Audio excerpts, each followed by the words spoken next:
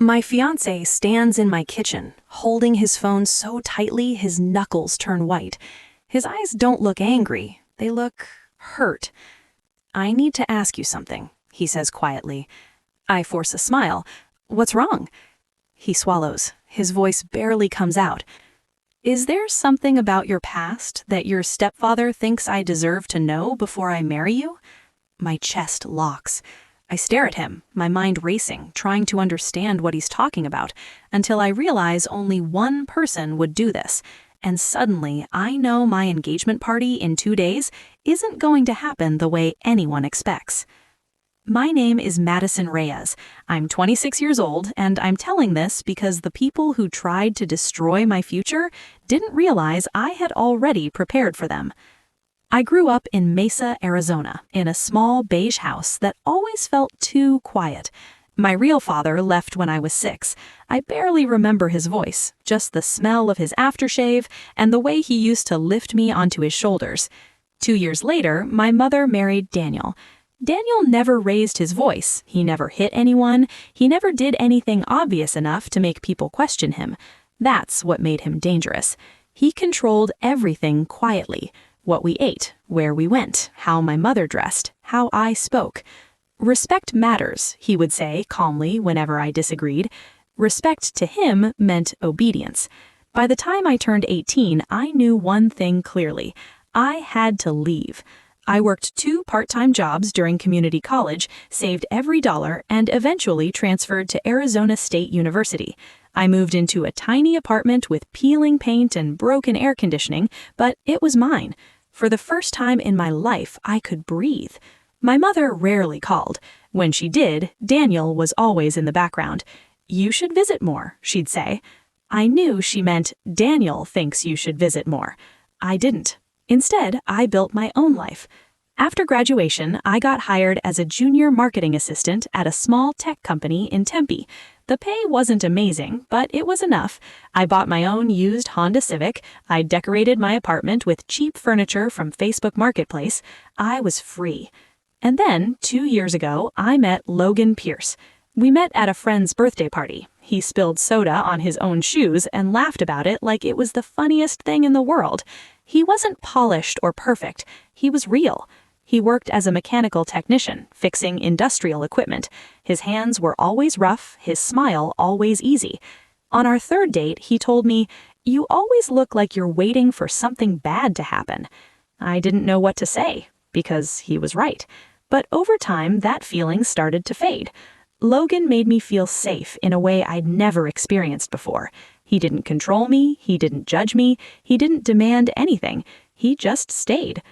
After a year together, he proposed during a sunset hike at Papago Park.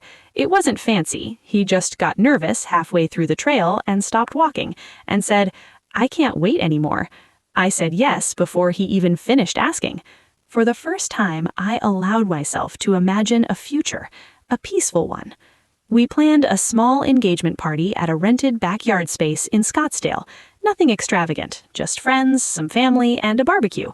I hesitated before inviting my mother, but Logan convinced me.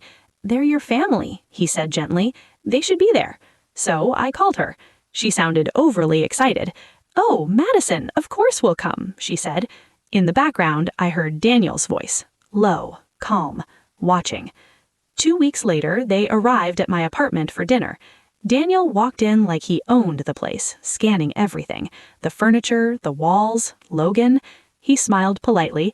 "You've done well," he said. It didn't sound like praise. It sounded like evaluation. During dinner, Daniel asked Logan question after question. "What's your income range? What are your long-term plans? How stable is your company?"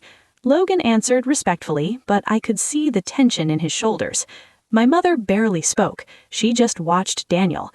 Later, while Logan washed dishes, Daniel stepped beside me. "Are you sure about this?" he asked quietly. I frowned. "Yes." He tilted his head slightly. "People don't always show who they really are at first." I stared at him. "I know," I said. For a split second, something flashed in his eyes, something cold. They left soon after. Logan wrapped his arms around me from behind. "That was intense," he said softly. I nodded. I'm sorry. He kissed my shoulder. It's okay. We'll build our own family. I believed him. 2 days before the engagement party, everything felt perfect.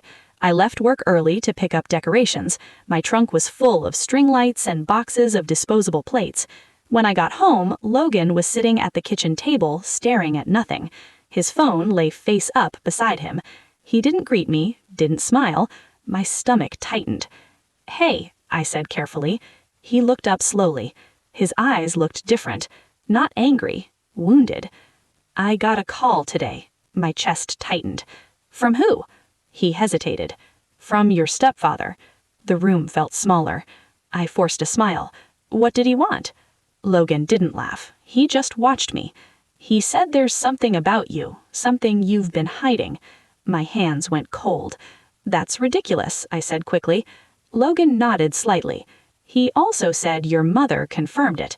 The words hit harder than anything else. My mother.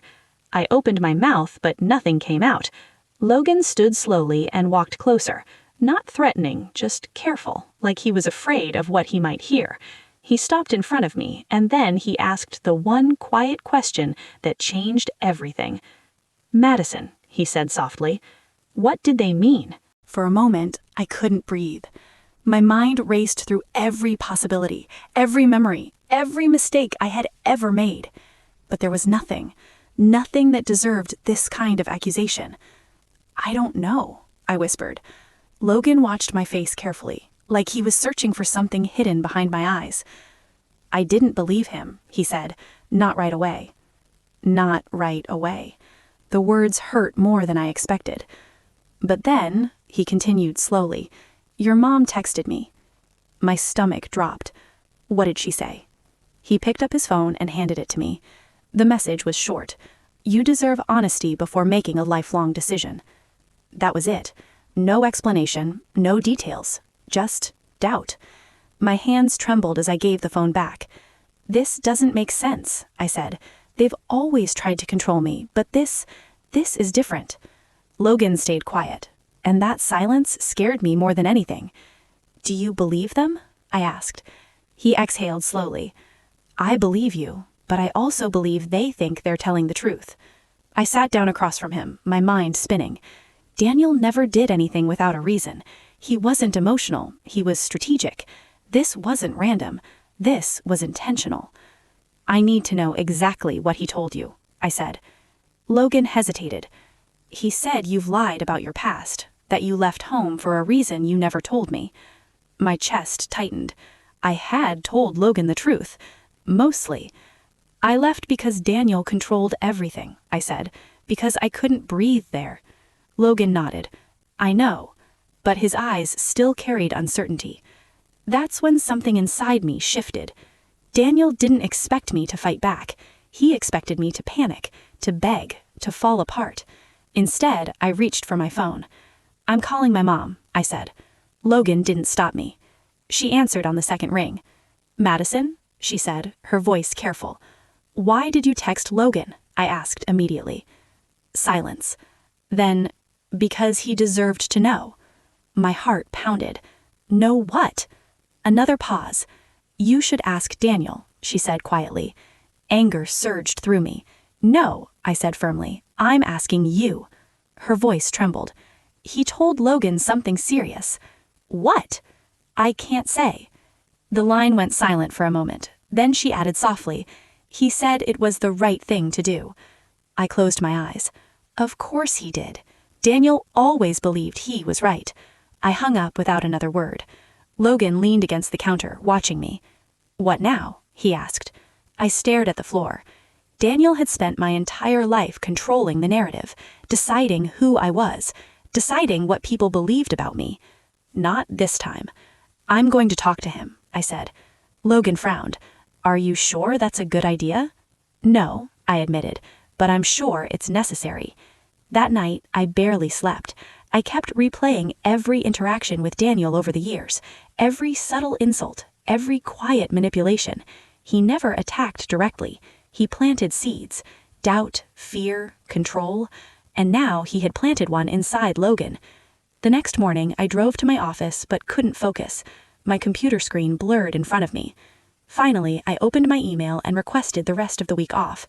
If Daniel wanted a confrontation, I would give him one, but on my terms. That afternoon, Logan came home early. He sat beside me on the couch. "I've been thinking," he said. I looked at him. "If there's something they're trying to use against you, we need to know exactly what it is." "I agree." He reached for my hand. "I'm not going anywhere," he said quietly. Relief washed through me, but deep down I knew something else. Daniel wasn't done. People like him didn't make one move, they made many. That evening I checked my social media. At first everything looked normal. Then I saw it. A message request from someone I didn't know. No profile picture, no posts, just one sentence. "You should ask your stepfather about Seattle, 2018. My heart stopped. Seattle? I hadn't told Logan about Seattle. I hadn't told anyone, not even my mother. My hands began to shake as I stared at the message. Daniel couldn't know about that. It was impossible. Unless someone had told him. Behind me, Logan walked into the room. "You okay?" he asked. I locked my phone quickly. "Yeah," I said, automatically. But my heart was racing, because for the first time, I realized something terrifying. Daniel wasn't just lying. He knew something, and if he used it at the engagement party, he wouldn't just ruin the celebration. He would ruin me. I didn't sleep that night. The message stayed burned into my mind. Seattle, 2018. I sat on the edge of the bed, staring at my phone while Logan slept beside me. His breathing was calm, steady. He trusted me. I couldn't let Daniel destroy that. At 8 a.m., I made the decision.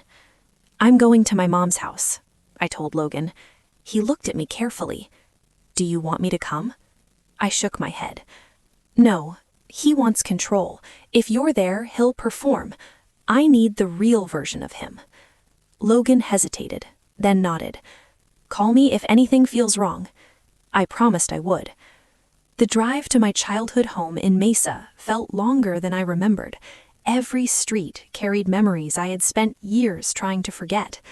When I pulled into the driveway, Daniel's car was already there. Of course. He opened the door before I could knock, like he had been waiting. "Madison," he said calmly, stepping aside. "I was wondering when you'd come." I walked inside slowly. Nothing had changed. Same beige walls, same stiff furniture, same heavy silence. My mother stood in the kitchen, her hands twisting together nervously. "Hi," she said quietly. I didn't answer her. My eyes stayed on Daniel. "Why did you call Logan?" I asked. He didn't react. Instead, he folded his hands in front of him. "Because he deserved honesty," he replied. The same exact words. Anger burned in my chest. "You told him I was hiding something. What exactly did you tell him?" Daniel tilted his head slightly, studying my face.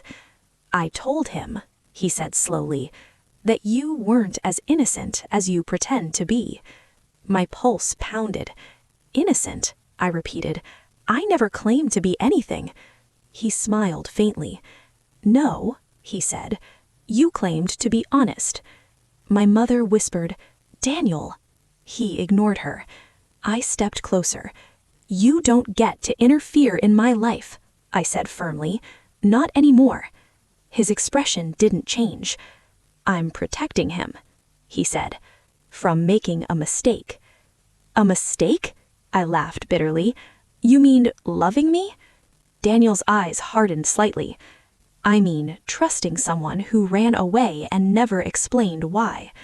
I froze. "I did explain. You controlled everything." He stepped closer now, lowering his voice. "That's not why you left." My heart slammed against my ribs. He leaned in just enough so only I could hear. "You left because of what happened in Seattle." The room spun. He knew. I stepped back, my breathing uneven. "That's impossible," I whispered. He watched me carefully. "Secrets don't stay buried forever," he said. My mother looked between us, confused.